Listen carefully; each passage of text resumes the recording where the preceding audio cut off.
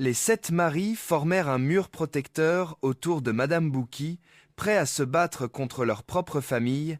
La confrontation semblait dangereuse.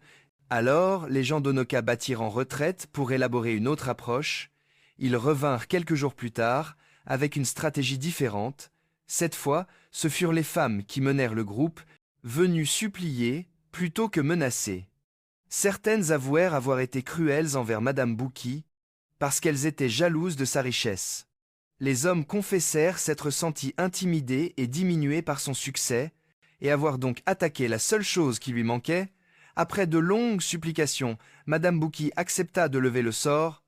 Elle donna à chaque mari une potion différente à boire, leurs yeux s'éclaircirent, et la confusion remplaça la dévotion obsessionnelle. Ils reconnurent leur famille et se rappelèrent leur vie d'avant. Les hommes regardèrent autour d'eux déconcertés, se demandant comment ils s'étaient retrouvés si loin de chez eux. Certains se mirent à pleurer en réalisant les mois qu'ils avaient perdus sous l'enchantement, mais les mêmes personnes qui s'étaient excusées quelques instants plus tôt devinrent de nouveau hostiles. Elles voulurent battre Madame Bouki pour ce qu'elle avait fait. La colère qu'elles avaient contenue pendant leurs supplications explosa.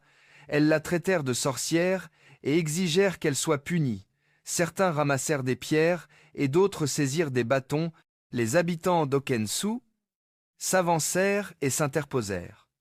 Ils avaient appris à aimer Madame Bouki pendant son séjour dans leur village. Elle avait contribué à leur économie, fait preuve de bonté envers tous et n'avait causé aucun trouble. Ils refusèrent de laisser les gens d'Onoka lui faire du mal. Le chef d'Okensu leva son bâton et déclara que Madame Bouki était sous leur protection. Il rappela aux gens d'Onoka qu'ils avaient créé ce problème eux-mêmes en la traitant avec mépris. Il ajouta que s'ils lui avaient témoigné respect et gentillesse, elle n'aurait jamais cherché une vengeance aussi désespérée. Vaincus, les délégués d'Onoka repartirent avec les 7 hommes. Certaines jeunes femmes d'Onoka jetèrent un dernier regard à Madame Bouki avec dans les yeux une lueur de compréhension.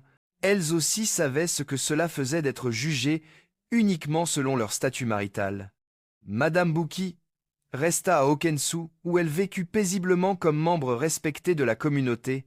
Ayant enfin trouvé l'acceptation qui lui avait toujours échappé, elle n'utilisa plus jamais de potions. Elle avait appris que le véritable sentiment d'appartenance ne pouvait être forcé ni acheté par la magie. Il devait se mériter par la bonté sincère et la contribution à la communauté. Les habitants d'Okensu l'appréciaient pour ce qu'elle était, non pour l'homme qu'elle avait épousé, et cela changeait tout.